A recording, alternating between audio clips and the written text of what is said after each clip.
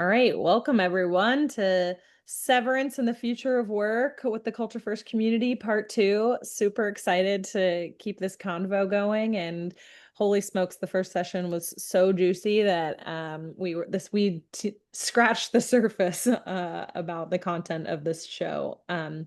But so excited to welcome some new folks and see some new folks back. If we haven't met, my name's Jessie Jacob. I run our Global Culture First Chapters community. So this is part of the book club chapter, and this is a book club way of discussing such a mind-blowing, mind-bending thriller of a show. And I'm joined today with Jen Anderson, who runs our Madison, Wisconsin chapter. You got it right, girl. But thanks for continuing to jam with me on this, Jen. This is going to be so fun. Of course. Okay, so the purpose of today is to explore the show's gripping narratives and the complexities of work-life balance, organizational culture, the divide between personal and professional identities in the modern workplace. And as a reminder, this is a culture first chapter gathering, a community gathering, rather than just a culture amp event. And so, Jen, if you flip to the next slide, we recognize that some of these kinds of conversations can be sensitive and make folks uncomfortable. And so, as we navigate some of this, we aim to create an inclusive environment where people can have these hard conversations. So, we are all about bold topics and talking to industry experts. So, we say do what you need to do to take care of yourself, and we also welcome your feedback of if and how we can improve sessions like this. Um, all right, Jen, over to you. Explain a little bit about yourself. Go on. Okay. Well, I'm excited to be here. Thanks everybody for showing up and joining the fun with us. As Jesse mentioned, I'm one of the leads for our Madison Culture First chapter, and I also work as a consultant and executive coach in this whole field of culture and change and transformation. So I'm super excited to be here.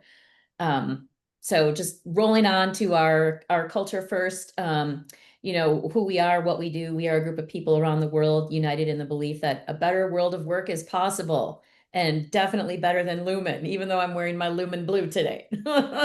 So, Gosh, hilarious. um, just a reminder about our 5 core principles. We want to foster belonging and acceptance. We really want this to be a learning moment. Jesse and I are like, as we're talking about this, we're like, there is so much to unpack here. We could do parts 3, 4, and 5 to really continue learning about from this show. Be willing to reflect and grow, be vulnerable, of course, to where it feels safe and comfortable for you, and then connection inside, business outside, which I think we'll have no problem with today. So we thought we'd start off by just doing a quick community check-in. We have some fun icebreakers to kind of get the juices flowing and set the frame. And then we thought we would do some breakouts. So just depending on how much time we have here, we'll do some breakouts to dive a little bit deeper with some thought-provoking questions. And then, of course, our group debrief and call to action at the end. And if you just heard the term breakouts and you're like, I'm running for the hills, the goat hills, please don't. You can just like stay in the main session. If you are in a place where you can't do that, that's totally fine. And then you can still be a part of the conversation at the end. So stick around with us. It'll be short anyway. All right. If you could keep one object or prop from Lumen or from the show, what would it be? Drop it in the chat. We want to hear what you got. This one's a fringe one, but I really wanted to keep the Lumen cowbell. When the goat herders are like shaking it, I was like, oh my gosh, I want that cowbell so bad. The red ball, solid choice, Christy. Snacks. What kind of snacks, Tina? Didn't they have like things in the fridge, like things that were Nice. They like did, colored? yeah. Yeah. Mhm. Totally. They had do you remember the Lumen like marshmallows from season Oh, 2? I forgot. Yeah. Miltrick throws them in the He makes Mrs. Huang throw him in the fireplace. Hilarious. Okay, Natalia's keeping just a full-on baby goat. Love that. Great answer. The finger traps. I forgot. Oh, that would be such a funny one to have. Dylan had so many of those. Yeah, what do you do with them? Oh yeah, Roxanne, the marching band was just like, oh, Yeah. so good, right? I was thinking that too. Hmm. Handbook. Handbook. How about the stapler that Milchek used when he was like stapling all those, or was it paper clips? Yeah, the paper clips. Paper Oh, clips, that's right. It was, yeah. I was thinking it was a stapler. yes. Hey, Nia, welcome, welcome. Don't worry, it's all good. This is a conversation. You're probably like, what are these items? I'm glad you're here. So fun. All right. What's our next one, Jen? Our next one, which Lumen department would you choose to work in? So we have MDR, we have security, we have the arts and environment, the goat farm. The goat farm, obviously. I want to work in the cheers and merriment department. Like, get me on that marching band. Or how about the Kier House Museum where they went for the waffle parties? That place was just nuts. Yes. Yeah, optics and design. It's Thank you, Clarissa. fine. Yes. Awesome. All right, a lot of optics and design folks. Love Yeah. this. No one, did anyone pick the goat department? Did Yeah, no one picked MDR. no one pick MDR? Yeah, that's retreat organizer. Yeah, you're gonna be running the orthos, Hannah. Awesome. All Oh, right. wellness. Yes. Wellness. Oh my Taking gosh. your life in your own hands, working for wellness. Totally. Okay, what do we have next? Should we move on? Yeah, let's move on Okay. because I want to make sure that folks are having a chance to chat. All right, so Jen and I have just picked like a bunch of random images and like to try and condense our thoughts in a clear and concise way for this was quite hard. So we just picked some random images to talk through. And so folks that didn't watch the show, we'll try and explain a little bit of the background, the TLDR. But I love this. So basically, one of the characters ends up leaving Lumen, and he leaves instructions on where this where this area is in this like crazy convoluted office space on he leaves the directions on how to get to that hallway on the back of this poster, which is just like the hang in. It's like kind of a, and he just like does a nod to it, being like, "Hey, hang in there," when he's leaving.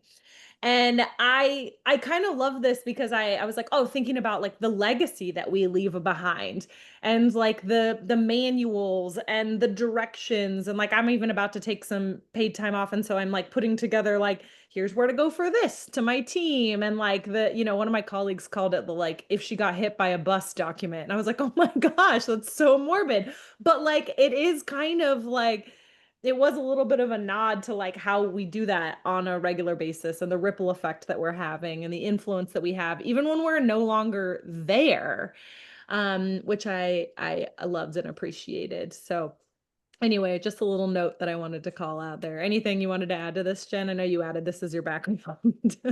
Yeah, I just think it was really fascinating that the guy who was basically the shortest with the shortest limbs is the one that's got to hold these two switches open for a really long period of time. And that was for those who maybe haven't watched the show to be able to keep the innie went out to the outies world to see what it was like. And so it was like keeping both of those states of consciousness open at the same time, rather than just being in one state of consciousness or the other. And so that's what he's basically holding on to for all of the characters except for himself. So pretty crazy.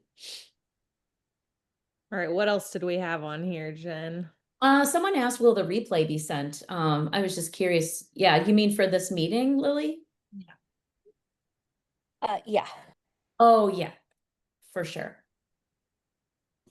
Anyone else have any reactions or remembrances of this whole hang in there, you know, kind of holding parts of yourself together?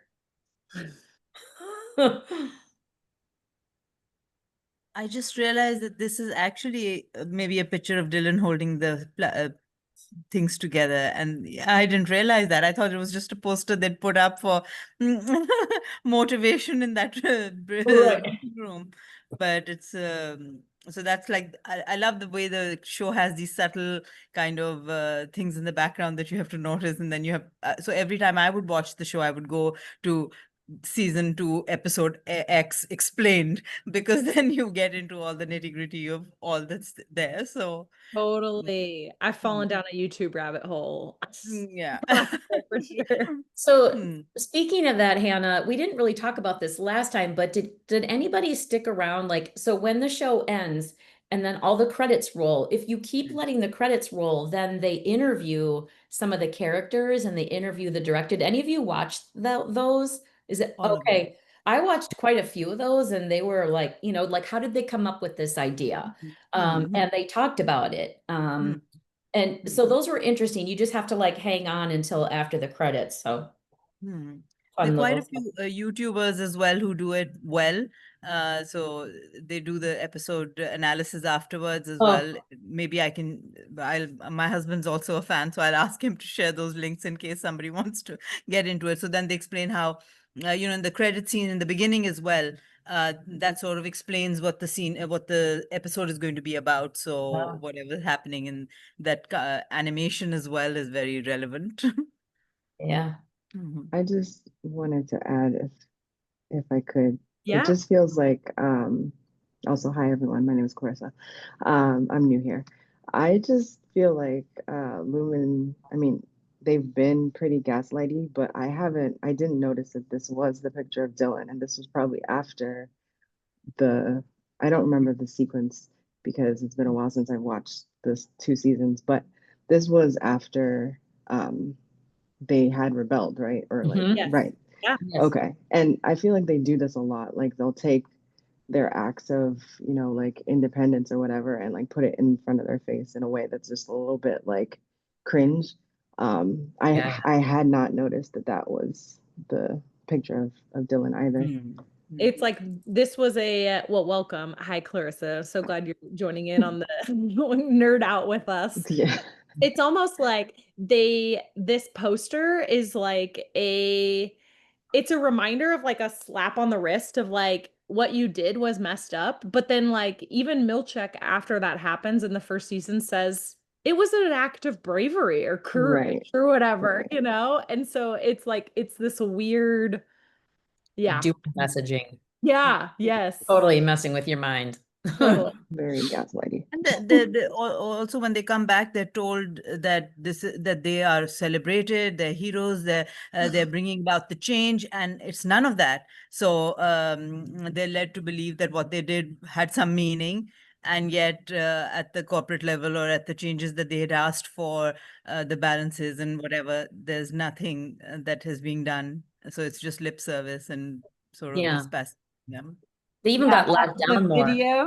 the video that they had them sit down to watch after the rebellion was a total mind like it just so twisted that they were celebrating them as heroes, but it was just talk about mental health issues after that with such crazy twisted mixed messages. Totally. Hey, Roxanne, go ahead.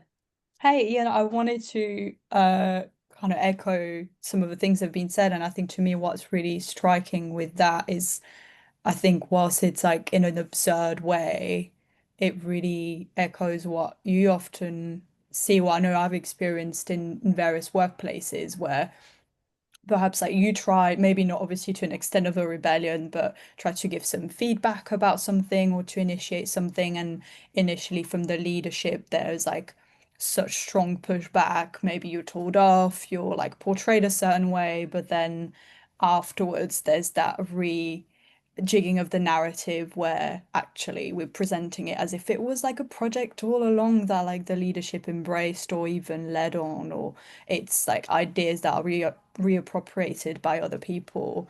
And whilst like here it's very much to like an extreme and it's ridiculous, like it's not dissimilar to anything that like I know I've experienced or others have experienced as well. So it's just fascinating.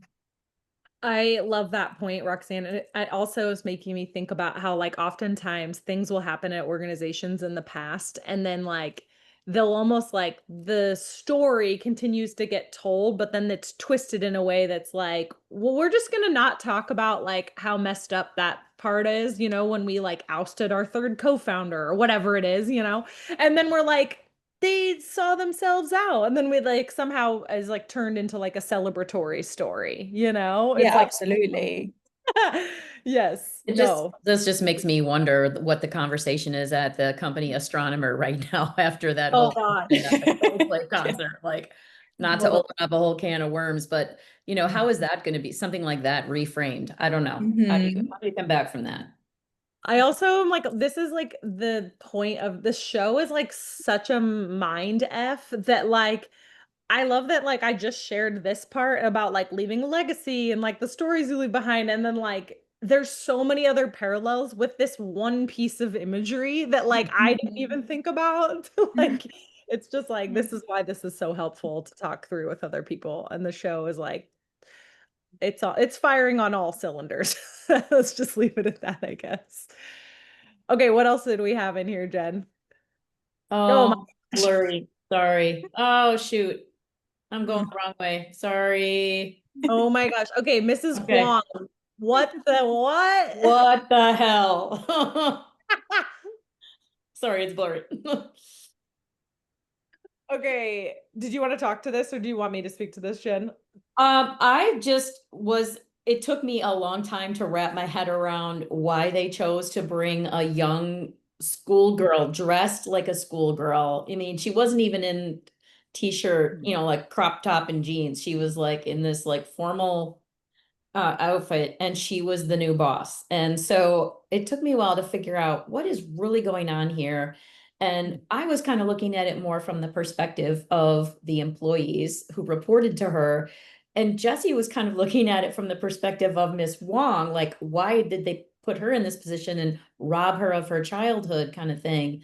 And so, yeah, I would just love to open up, like, what do y'all think of this? Yes. Okay, so it's funny, like Jen brought up a great point about like no matter what, if she's your boss, you report to her as if it's this like hierarchical thing. And I was like, oh, I didn't even think about that. The way that I interpreted this character and the metaphor that the writers were trying to show is that like we don't give kids a chance to be kids anymore. We're like, what's your career track as they're like 12 years old? And then there's this scene where she's basically supposed to smash her toy. She has this like little toy that she plays with, and it's almost symbolism of her like as a like a coming of age thing. Like she's literally crushing her childhood in order for her to like step into this like new role and to like get rid of all of her like childlike things, and her boss is basically telling her to grow up.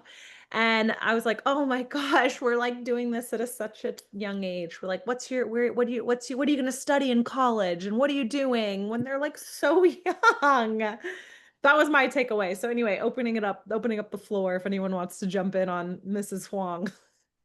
I'll just say that I think it was kind of to show us what Cobell's youth would have been like. So she was kind of like, this is how they bring them in young, and then they start brainwashing them and start bringing them into the cult. And she's trying to, reach that level or that stage. And then she's already got all those characteristics, like she's the one who does the bad performance review and says that he uses bad words, etc. So she's already reporting inside, giving insider views. So she's not part of the team. She's just a reporter and a spy like any other employee. So yeah, obviously, yes, showing that you rob them of their childhood, but also that you start indoctrinating them into this cult really early. Oh. And yeah. Such a good point. Didn't even think about that, Yeah. you know? Mhm. Uh, anyone else want to jump in about Mrs. Huang before we keep moving us on? If I can you hear me? Yeah, Yeah. yeah. Yeah. I thought that it was, in the second season, this whole hierarchy, what it rests upon, the implicit, explicit things, it's kind of falling apart. And I think with that character, it makes it even more obvious, and still people play along.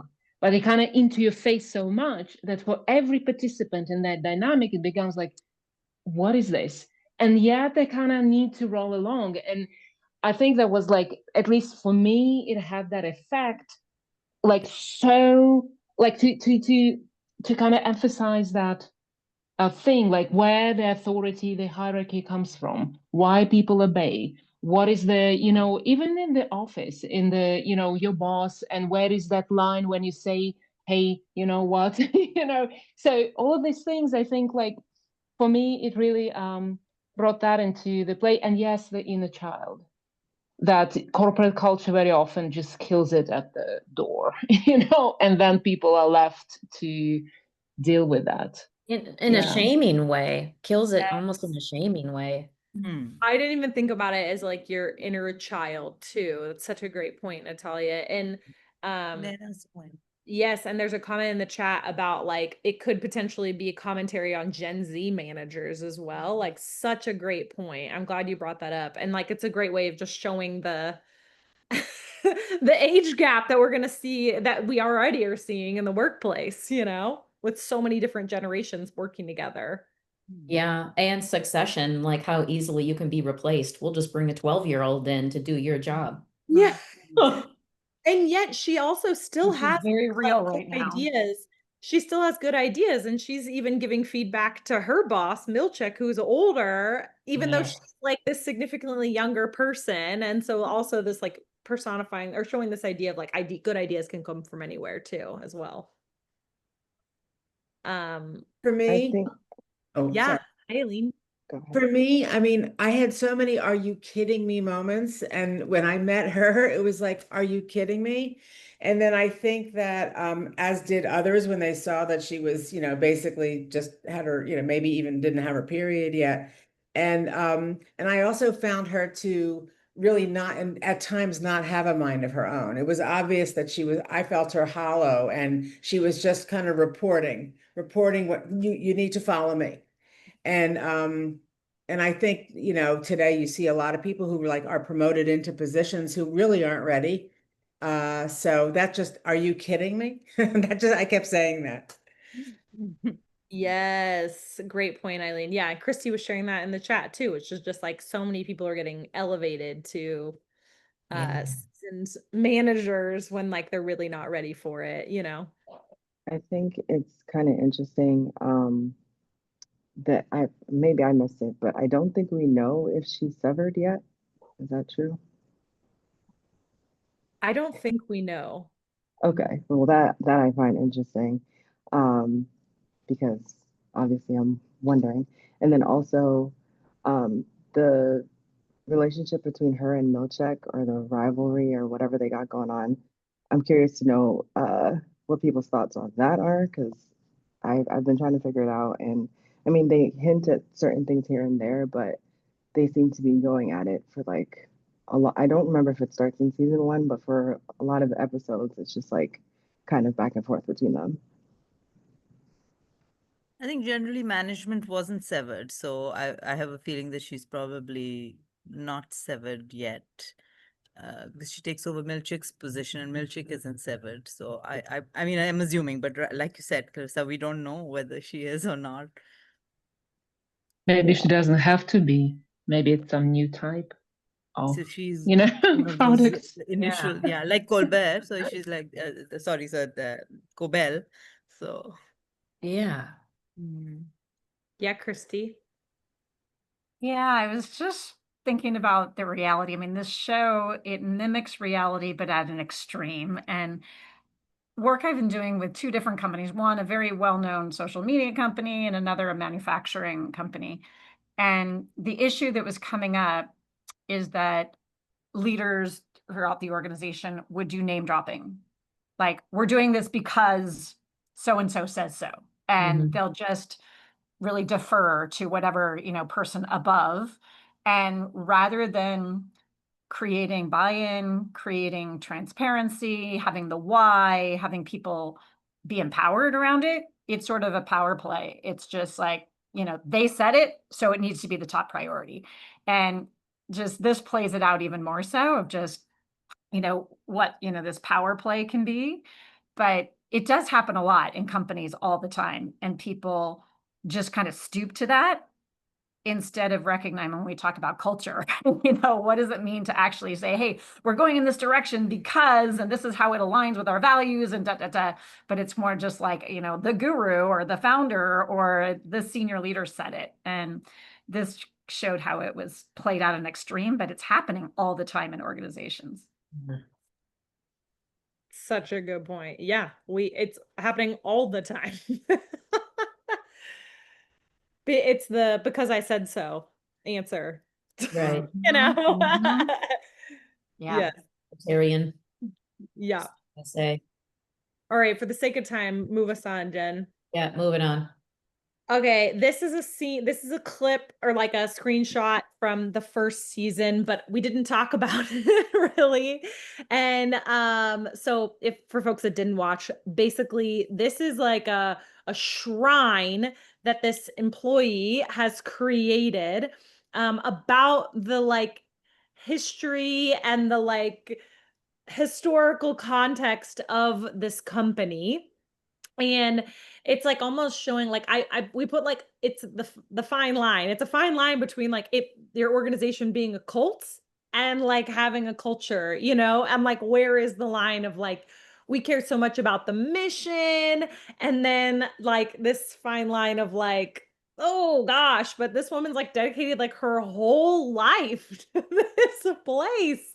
And it is like her whole well-being and even outside of work. This is obviously a non-severed employee as well. So the people like the managers like Mrs. Huang, Milchek, Cobell, this is like their whole way of thinking and being about work even. But yeah, letting folks jump in here. Has anyone ever been in an organization that felt cult-like?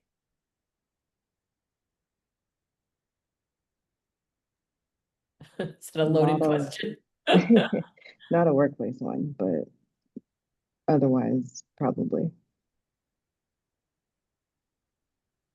Yeah, I've had that experience, and not even just that scene, but so many little things that are engaging through the senses. The role game, the corridors. Like I had like visceral reaction, bringing me back to my early days in an international law firm. I can even name them. I don't know if I'm allowed to. And I was like, oh, I couldn't even breathe. Like through the lenses of that movie, there are so many details where I just felt with my skin what they meant with that or this particular scene, with all the, whatever activities, how they move, how they talk. And I was like, oh my God, I cannot believe I was like almost part of an environment almost like that. Yeah, so that's, yeah. Cult or culture. It's a fine line, getting what's in terms of ethics and what you're asking people to do. And I just thought it was important that we call this out because there's a lot of symbolism, especially in season 2 around like sacrificing this goat and like giving your whole life to the mission of this organization. And like, they do a really good job of like kind of turning the dial up on magnifying what that looks like through the world of Severance. Yeah, I agree. And I think it really reminds me of like, I think when you asked the question about whether we've worked in organizations that feel like cool, I think like the closest I've had to that, there's an organization I had like a summer job as like an activity leader for one of those like language school where your like parents send their kids over abroad to learn English. And obviously not going to say the name, but it was like little things like a lot of the language that's used around like the company and its aim and its culture, when actually it was quite clear that the main focus was profit, which, you know, that's okay if you're clear about it, I guess. But then it was like little things like, depending on our roles, like we'd have different uniform colors, like the teachers were different to the activity leaders, and then like opportunities to, if you want like activity leader of the week, then like you might have a chance to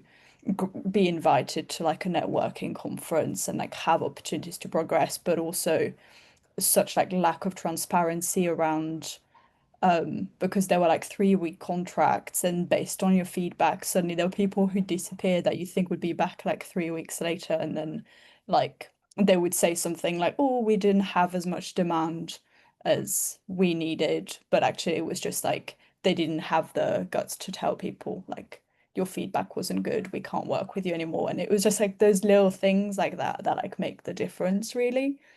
Yeah. Yeah. To me, this is just a reminder to, as I'm working with leaders to define culture, it's just a reminder to make sure it doesn't go over the top, go a little too far in controlling. Yeah, thanks for sharing that, Roxanne. Yeah, I was even playing around with ChatGPT, and like before this, and one of the prompts was around like oh shoot, where was it? Like where do the values almost feel as if they're, oh yeah, where, no, dang it. I've lost the question. There was some question we had in here, Jen, that was like something about like when do the values feel like something that are just guiding the organization versus something that's like a hardcore like trying to get people to comply with the way that like this is how we do things. Do you remember that? Well, I remember. I can try to find it. Oh, it's here. It says Find it. how organizations exert control under the guise of culture or values. And I was like, oh, even like, what is control? I don't know. It's just fascinating. All right, moving us on because I want to make sure we're Me too. We got a couple good topics here.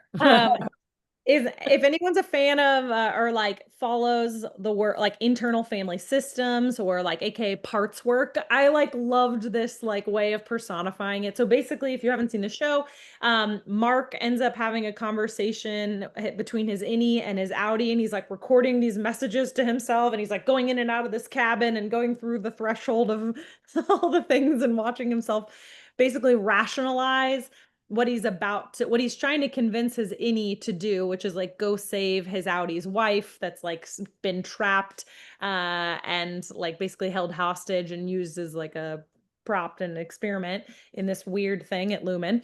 And I thought this was like a really cool way of showing that like we have these different parts of ourselves already that we're coming to work with, and we're constantly rationalizing with ourselves like, well, the piece of me that like really cares about health and well-being feels like I should go on a walk, and then the other part of me is like, well, yeah, but like I'm a high achiever and I want to get all this other stuff done, and these two parts are constantly like going at it. Or my perfectionist part or whatever could be like, well, this thing needs to be like amazing and pristine, but then my other part's like, yeah, but you need to like get the job done and get it done on time, so like it doesn't matter. So like I just thought this was like a really cool way of showing that like we have these parts at work that we're constantly negotiating within ourselves. So taking a pause there, letting anyone else jump into this theme as well. I mean, I feel this deeply, and I think I said something about this in the last meetup that we had, where I feel like in HR I'm constantly, not constantly, often like censoring myself, like, well, what I really think or what I really want to tell this person is blah blah blah blah blah. But I have to put on that kind of veil because it's not just me. I'm representing, all of these different groups. And so, yes, so in that way, it's like this in and out. Yes, my hallway. I know I sat back in the chair. Like, how about it? I'm just like in the hallway. You are totally, it's perfect.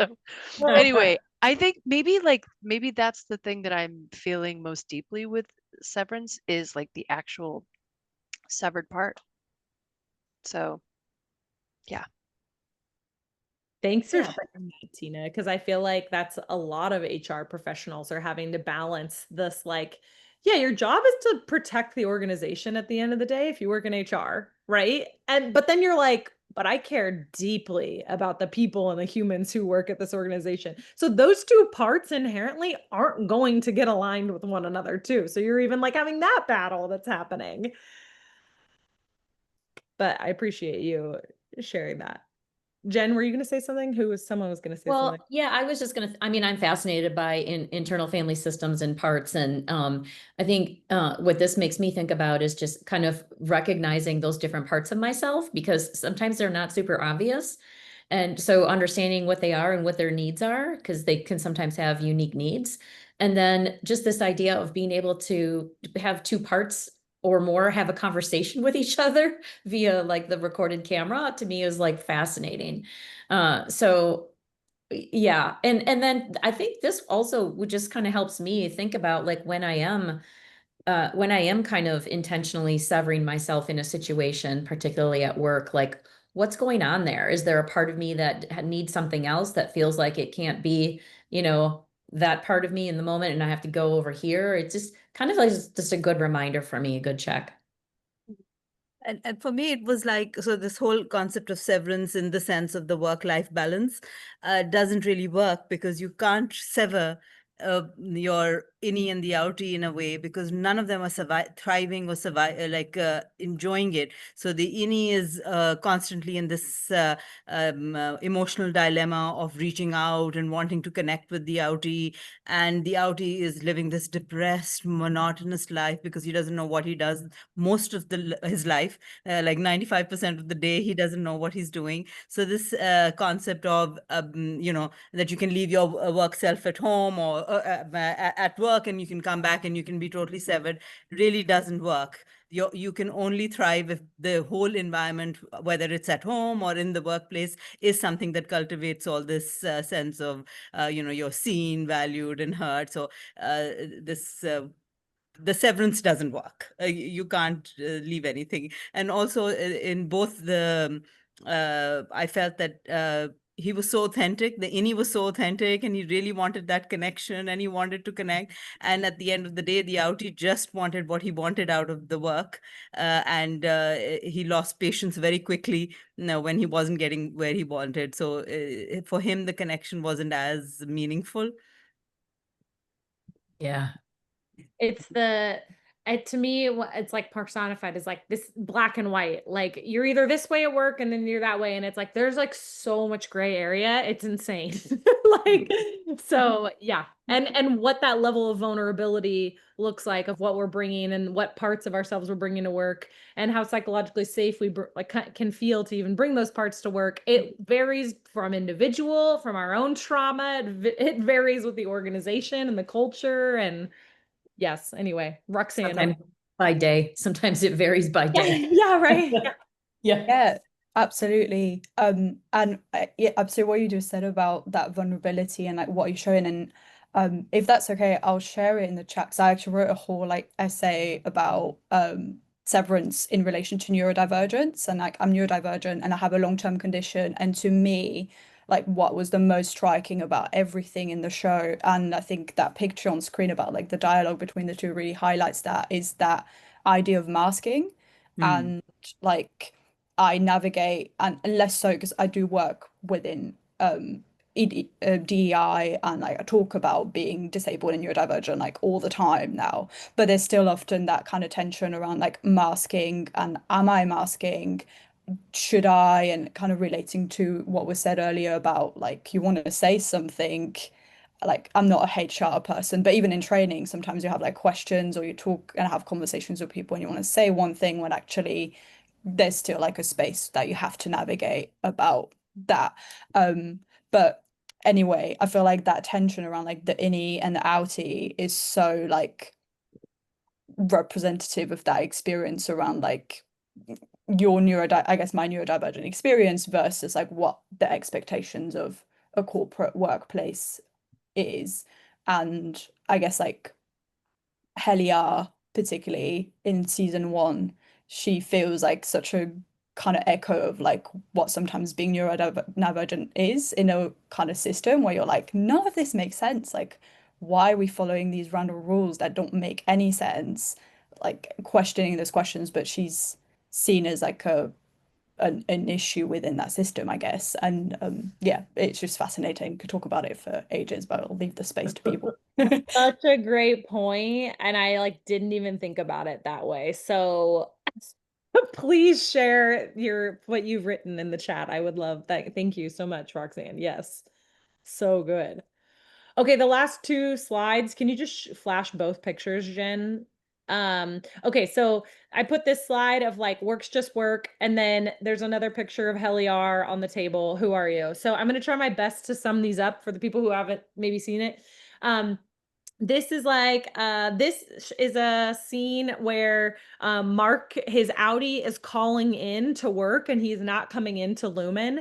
And on the phone, he's basically telling his boss, he's like, well, like work's just work. And how it starts to kind of like it starts to kind of encourage his manager even to start regaining his control of his own life outside of Lumen. And so you're starting to kind of, because he gets like teared up on the phone and gets kind of emotional. And anyway, I just love the like idea of like what they're trying to say is just like work is work. And the theme of the show, I think, is getting people to understand like work can just be work. And then this second part of just like getting people to think about like, who are you actually? Like so many of us have defined ourselves as like our work selves. And that's it. Like we don't even think about all the other ways, the culture first community talk about like belonging badges and stuff like that. Like so many people don't even have those other parts of identity. They're just like so like their job and their title. And this is a scene when the Innie first joins into Lumen. They end up on this table, and then this like microphone is just basically like, who are you? And it's like testing whether they like actually remember their Audi selves and whether the severed process actually works.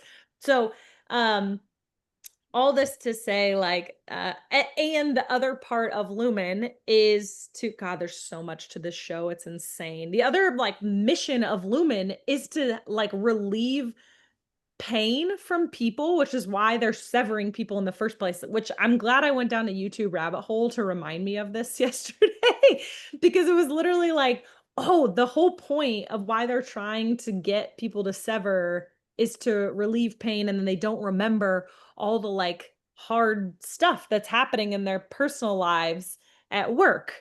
And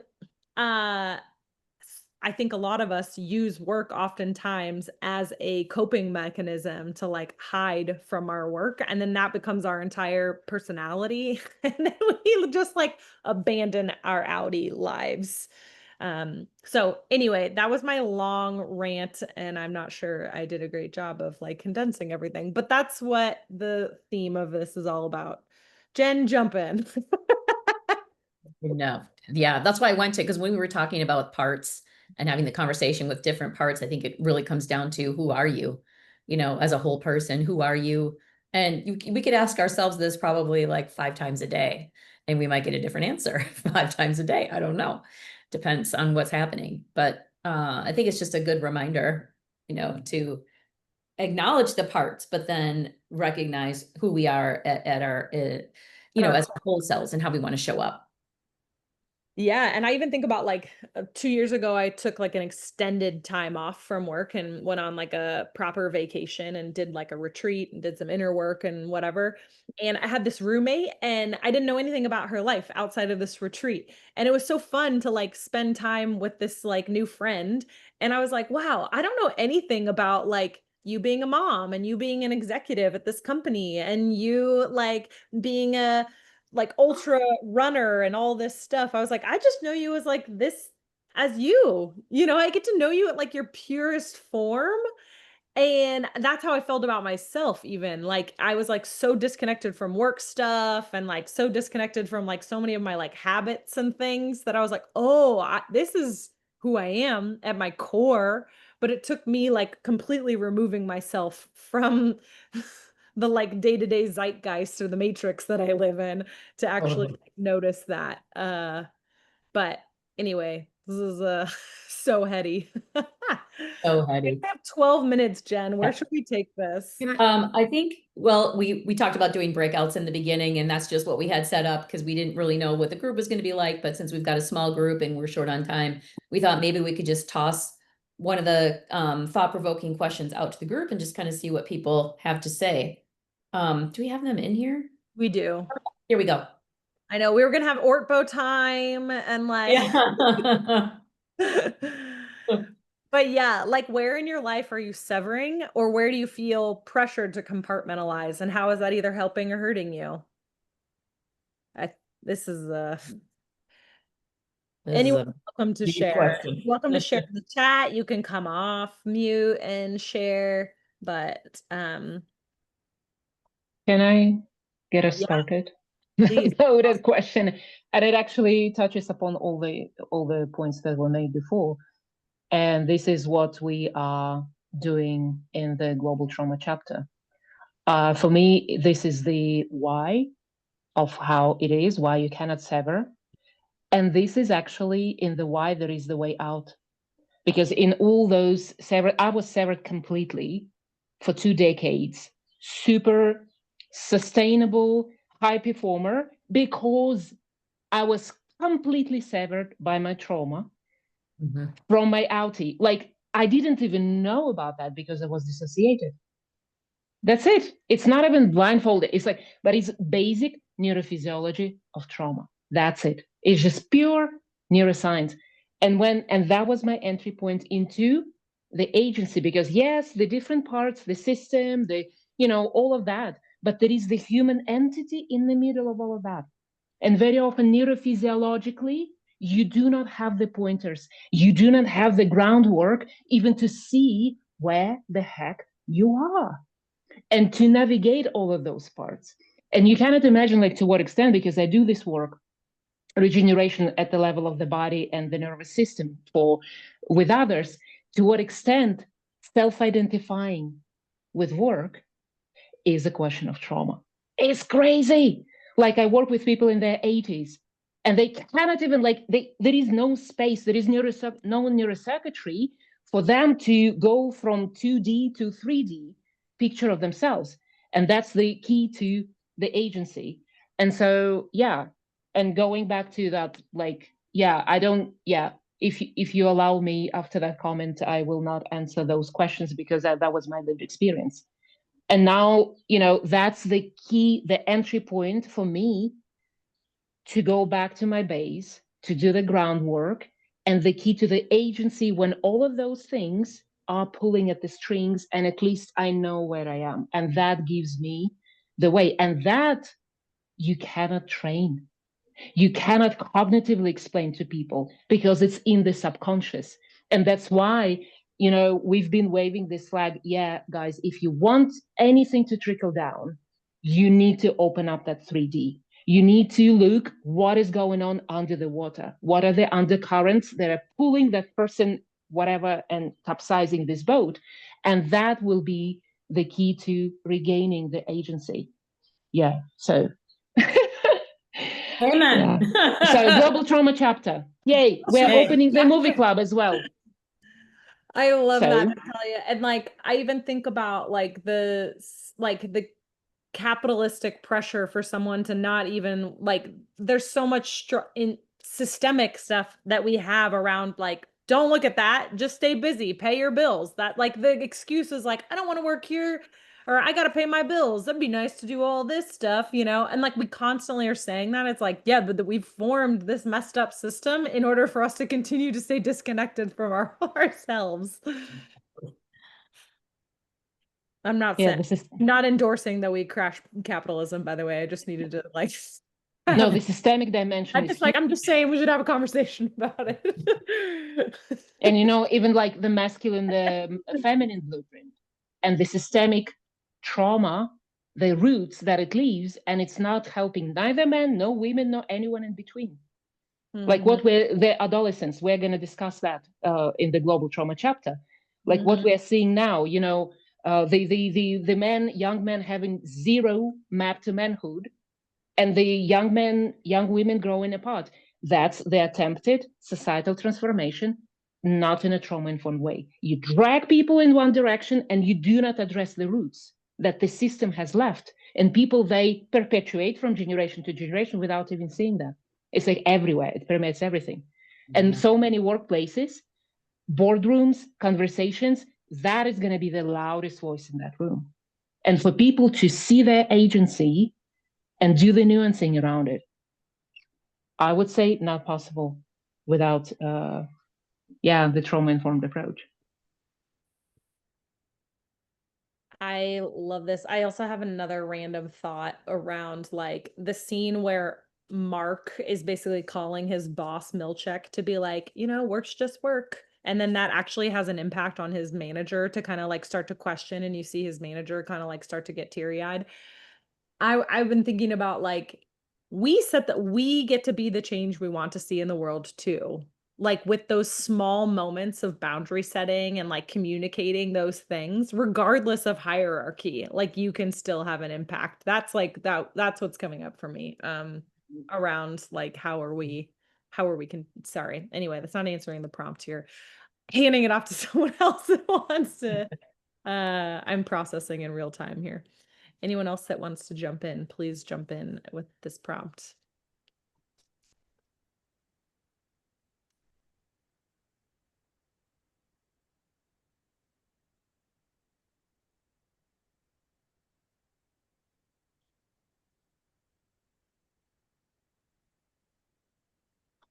All right. Should we All right. Yeah. Oh, Tina, you go. Yeah, no, I Yeah. mean, this is going back to my, overall theme. But I would say to the first question, which is, I think, where Oop. it was not the compartmentalizing. Oh, yeah, where in your life are you severing? You know, I have been over the past couple of years trying to do a better job of within myself, like not letting work drama and not like, like people drama, but just like heavy things that we have to deal with in our positions. I've been really working on like keeping that at work. Even, and it was really hard when we were all remote, like, or when I was constantly remote. And that's actually kind of like, I think that was the breaking point where I'm like, something's got to give, but I'm the one that's in charge of my brain. So like, so I need to come up with methods and approaches to not necessarily deny everything that's happening in my day, but to at least have some type of control or agency over like I'm with my family right now and I'm like letting this, stupid conversation just go on repeat in my head. Like I don't like that. And so it's been hard, but I've at least kind of found ways to make it work. And that has just really helped me like as the next hard thing comes up, I'm like, okay, I know that I can do it. I've got it. And it just helps things kind of like be in balance as I go on. That's it. Great reflection. Yeah, Yeah. thank you. I appreciate the vulnerability. It's amazing. Clarissa. Yeah. Hey, so at work, there's actually a push to like improve culture. It's pretty good, but to improve it. And one of the questions that they ask us is if we can bring our authentic self to work. And I think that that's like something that I have to actively try to do, because for a while, I was, I guess, severing. Um, Roxanne mentioned like it with the neurodivergence. Um, there's also like being in an environment with mostly men. There's also me being a person of color. There are a lot of factors that kind of felt isolating, and I used to find myself like internally thinking like Helly are, like you mentioned, Roxanne, like not feeling able to like voice things like, okay, this doesn't make any sense. But now, you know, I'm trying to be myself at work because I feel like that is important. Because the very premise of like diversity and inclusion is that all of our like aspects create a better whole. You know what I mean? So it's like um, it it it's beneficial for myself. It's beneficial for um, the companies or like the organizations that I'm involved with. And then it like it kind of reminded me of one of the scenes where Milchek was talking to Natalie, and it was very like familiar to me, even though they didn't really say many words. There was just like a moment where like Natalie looked stressed, like she couldn't say something, and he was looking at her like possibly for like some kind of engagement or culture. This was after the whole Black here thing, and and I felt like Natalie, like I kind of felt like, you know, well, I used to feel like Natalie, where it was just like I don't always feel comfortable saying something that doesn't feel quite right. But like I said, I think that there's definitely an importance in each of us being ourselves, or at least more and more of ourselves at work. So where in my life am I severing at work? Where, but I'm trying not to, and compartmentalizing isn't necessarily a thing that I feel pressured to do externally. I'm actually like fighting the pressure internally. So that's where I'm at. Mm-hmm. Whoa, thank you Yeah. both so much. I even was just writing down like the juxtaposition between Tina and Clarissa sharing even, right? Like Tina's like, I'm trying to sever more when it comes to like my life stuff, you know? Whereas Clarissa's like, I'm severing, but I'm trying not to. And like even just finding where that line is for each individual is like it's so subjective to the individual, to the organization, to so many factors.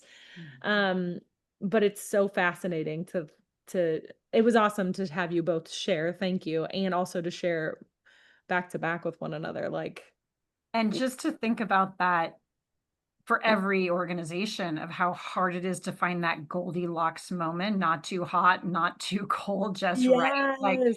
and we watched, you know, I'm old, so I've watched, you know, organizations try to flatten and empower people and say, you can have a voice, you know, speak up and, you know, bring your whole self and all of that. And then see this swing where HR leaders were like, whoa, whoa, whoa. Like, okay, everybody's sharing, millennials and Gen Zers, and like everybody's saying their opinions and what we ought to be doing. And like, let's put you back in the box, you know? So it was crazy to hear HR people even reacting because it was like overwhelming for too much. So it's such a hard place to personally find that line and also organizationally of we want everyone to have a voice and also everyone can't have a voice all the time. Yeah. And I think we continue to see that pendulum, like with COVID impacting the organization and like economics now impacting that organization, people needing jobs, like all of that pendulum is constantly swinging, I think. Totally. And it's like it's on steroids the way it's Yeah. swinging since 2020. Yeah. Okay, we are over time.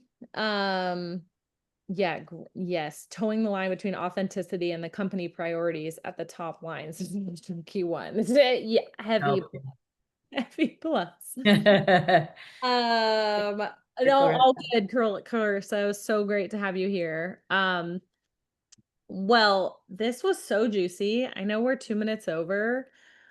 I'm like, I want to keep talking about this. I don't feel like I'm done talking about this. And maybe this doesn't become like a culture first thing. And I don't know, maybe I just run with this with like a whole series of myself or something. Maybe a part 3, maybe there's like a whole, I don't know, but this does not feel like it for me.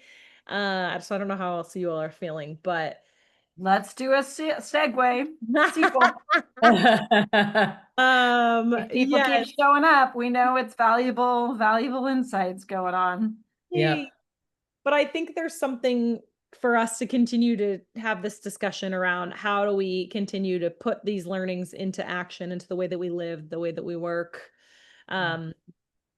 And the last part I'll say is like sometimes I'll work on my computer and I'll think about my dog staring at me. I might have shared this in the first session, but like sometimes my dog will try and get my attention and she's just like, I think about like what she's seeing is I'm just like clacking, clinking on this, like, she doesn't even know what metal is, but I'm clacking on this thing.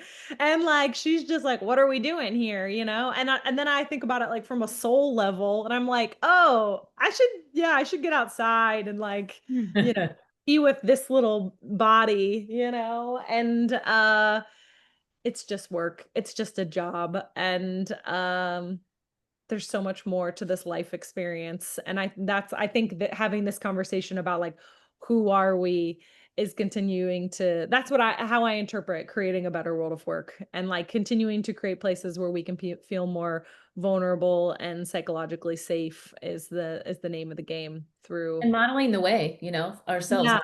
for other people around us. Yes. Yeah. And continuing to set those boundaries for the people around us. Right. Of like, work's just work, All